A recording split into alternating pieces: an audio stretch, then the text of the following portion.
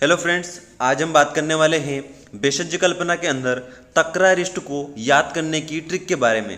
बहुत ही आसान तरीके से आपको समझाने वाला हूं कि तक्रारिस्ट के अंदर आप किस तरह से घटक द्रव्य, निर्माण विधि और उपयोग को याद कर सकते हैं। तो चलिए सबसे पहले स्टार्ट करते हैं घटक द्रव्यों को याद करने की ट्रिक के बारे में। तो सबसे पहली चीज़ तो ये है कि तक्रारिस्ट के अंदर क्या होता है, जो घटक द्रव्य होते हैं टोटल होते हैं 12। ठीक है, घटक द्रव्य कितने होते हैं? 12। सबसे पहले ये माइंड में क्लियर कर लीजिए कि तक्रारिस्ट के अंदर घटक द्रव्य कितने हैं? 12। अब इन घटक द्रव्यों को याद करते हैं, तो इसके लिए एक ट्रिक है। ट्रिक क्या है? पहला आप एक छोटा सा लाइन याद करें, कोड याद करें कि हम चिकन बनाएंगे। क्या करेंगे? हम चिकन बनाएंगे।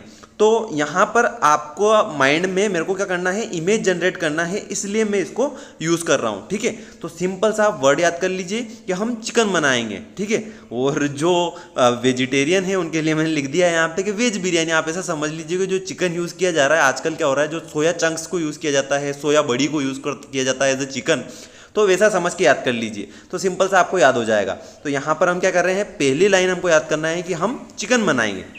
तो हम के ह से याद करना है हमपुषा, म से याद करना है मगरेला, फिर चिकन के ची से याद करना है चित्रक मूल और क से याद करना है कचूर। क्या बता रहा हूं मैं आपको, हम याद कर रहे हैं तक्रारिस्ट को याद करने की ट्रिक के बारे में, जिसके अंदर घटक द्रव्य 12 होते हैं।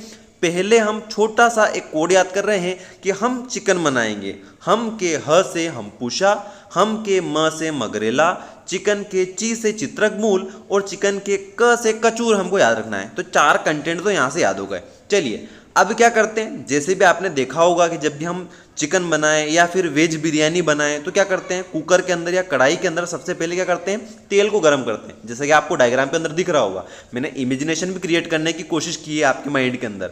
तो यहाँ पर क्या हो रहा है, एक बर्तन के अंदर क्या हो रहा है, हम क्या कर रहे हैं, तेल को गर्म कर रहे हैं। तो ऐसा समझ लीजिए यहाँ पर रेड कलर में मैंने लिख रखा है कि द्रव। द्रव कौन सा यूज करें हम, एज अ तेल। यहाँ पर ऐसा समझ लीजिए तेल से तक्र। ठीक है, तक्र कितना लेंगे, 1 कंस। ठीक है, तक्र कितना लेना है हमको, 1 कंस। तो यहाँ पर सबसे पहले बर्तन लिया, उसके अंदर तेल डाल रहे हैं अपन क्या करने के लिए, बिरयानी बनाने के लिए। तो हमने तेल डाला और तेल से याद कर लेना आप लोगों को, तेल की जगह क्या तक्र डाल रहे हैं, वो कितना, 1 कंस। अब आगे बढ़ते हैं। अब क्या होता है, जैसे जैसे तेल गर्म होता है सबसे पहले हम क्या डालते हैं, जीरा। तो यहाँ पर जीरा 2 टाइप का डालना है, काला जीरा और श्वेत जीरा। ठीक है, क्या करना है, तेल गर्म हो जाता है, सबसे पहले क्या डालते हैं हम, जीरा।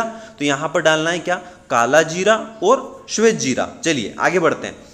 फिर आपने देखा होगा क्या किया जाता है, बिरयानी को बनाने के लिए जीरा डालने के बाद क्या है, उसके अंदर कुछ खड़े मसाले डाले जाते हैं। खड़े मसाले के अंदर आपने देखा होगा तो दालचीनी यूज़ की जाती है। ठीक है, यहाँ पर काली मिर्ची यूज़ की जाती है। तो हम काली मिर्ची को ऐसा समझ रहे हैं कि काली मिर्ची की जगह क्या यूज़ कर रहे हैं हम, यहाँ पर पिप्पली यूज़ कर रहे हैं। ठीक है, जैसा कि मैं डायग्राम में बनाया है, लंबी लंबी पिप्पली होती है, यदि आपने देखी हो तो पिप्पली यूज कर रहे हैं। तो पिप्पली कितनी, 3 पिप्पली, एक पहली पिप्पली, दूसरी पिप्पली मूल और तीसरी है गज पिप्पली। पिप्पली 3 टाइप की है, एक तो खुद पिप्पली, दूसरी पिप्पली मूल और तीसरी गज पिप्पली। क्या किया, सबसे पहले हमने बर्तन लिया बिरयानी बनाने के लिए, उसके अंदर हमने तेल गरम किया। तेल की जगह आप ऐसा समझ लीजिए, तेल की जगह क्या गरम किया, तक्र। ठीक है, तक्र कितना, 1 कंस। अब उसके अंदर जैसे ही वो गर्म हुआ तो उसके अंदर क्या डाला, सबसे पहले काला जीरा, श्वेत जीरा। अब खड़े मसाले के अंदर हम क्या डाल रहे हैं, 3 तरह की पिप्पली, पिप्पली, पिप्पली मूल और गज पिप्पली। इतना काम हो गया। चलिए आगे बढ़ते हैं।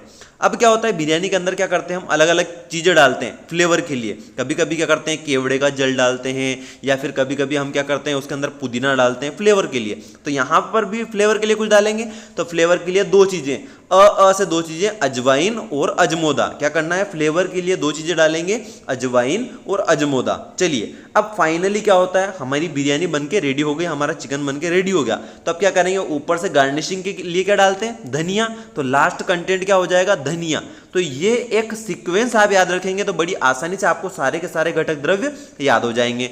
चलिए नेक्स्ट, नीचे लिखा हुआ है नोट ऑल 48 ग्राम। ठीक है, तो ये जितने भी 12 कंटेंट लिए सभी को हमको कितना लेना है, 48 ग्राम इंडिविजुअल लेना है। यदि हम पुषा ले रहे हैं तो भी 48 ग्राम, धनिया ले रहे हैं तो भी 48 ग्राम, मतलब टोटल जो कंटेंट है सभी को अलग अलग 48 ग्राम लेना है। तो इस तरह से आपको इस ट्रिक से इसके घटक द्रव्य बड़ी आसानी से याद हो जाएंगे। चलिए आगे बढ़ते हैं, नेक्स्ट देखते हैं इसकी निर्माण विधि। निर्माण विधि को मैंने पॉइंट के अंदर तोड़ दिया है ताकि आप बड़ी आसानी से याद कर पाएँ। साथ ही साथ कुछ डायग्रामेटिक इमेज भी मैंने बनाई है जिससे आप माइंड के अंदर थोड़ी इमेजिनेशन क्रिएट करके याद कर पाएँ। तो सबसे पहला पॉइंट है सभी घटक द्रव्यों का यवकुट चूर्ण करें। तो जो भी हमने घटक द्रव्य पढ़े थे सबसे पहले क्या करना है, उसका यवकुट चूर्ण करना है। यवकुट का मतलब होता है थोड़ा मोटा उसको पीस लेना। तो डायग्राम के अंदर आप देख पा रहे होंगे सभी घटक द्रव्यों का सबसे पहले यवकुट चूर्ण कर लिया। अब क्या करना है, घृत भावित मिट्टी के पात्र में यवकुट चूर्ण और तक्र को मिश्रित करें। घृत भावित मिट्टी का पात्र आप डायग्राम में देख पा रहे होंगे। घृत भावित मिट्टी का पात्र का मतलब होता है कि मिट्टी का जो पात्र होता है उसे अंदर से उसके अंदर थोड़ा घी का लेप कर दिया जाए, उसको बोलते हैं अपन घृत भावित मिट्टी का पात्र। उसके अंदर क्या करना है, नेक्स्ट डायग्राम देखिए, उसके अंदर जो हमने यवकुट चूर्ण किया है उस यवकुट चूर्ण को और हमारा जो द्रव्य है तक्र उसको मिक्स करना है। ठीक है, तो उसको मिक्स कर लिया मटके के अंदर। उसके बाद क्या करना है, पात्र का मुख बंद करें। अब जो मटका है उसका मुख हमको क्या करना है, ऊपर से बंद कर देना है, कपड़ मिट्टी कर देना है। अब क्या करना है, उस बंद पात्र को क्या करना है, हमको धान्य राशि के अंदर रखना है। ठीक है, जो पात्र है, जो बंद पात्र है उसको क्या करेंगे, धान्य राशि के अंदर रख देंगे। तो नेक्स्ट पॉइंट है कि पात्र को धान्य राशि में रखें। फिर क्या करना है, 8वें दिन संधान का परीक्षण करें।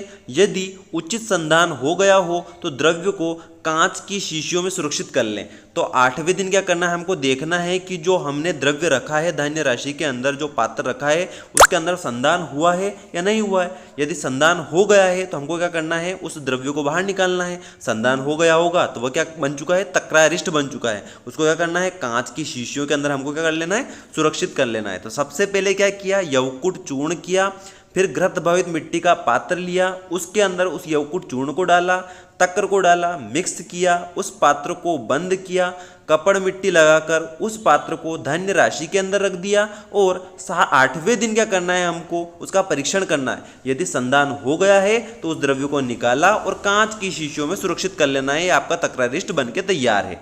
नेक्स्ट देखिए मात्रा यहाँ पर आप एक इंपॉर्टेंट नोट डाल के अपनी नोटबुक के अंदर लिख लीजिए। जितने भी आसव अरिष्ट होते हैं सभी की मात्रा सेम होती है, 10 से 20 ml ही यूज़ किए जाते हैं मोस्ट ऑफ। तो 10 से 20 ml ही यहाँ पर आपको आसव अरिष्ट यूज़ करना है। तो मात्रा क्या रहेगी, 10 से 20 ml रहेगी, जो कि प्रातः और सायंकाल भोजन के पश्चात दी जाती है। ठीक है, तो मात्रा कितनी है, 10 से 20 ml रहेगी, जो सुबह शाम दिया जाता है, प्रातः और सायंकाल दिया जाता है भोजन के पश्चात, खाना खाने के पश्चात हमको आसव अरिष्ट देना चाहिए।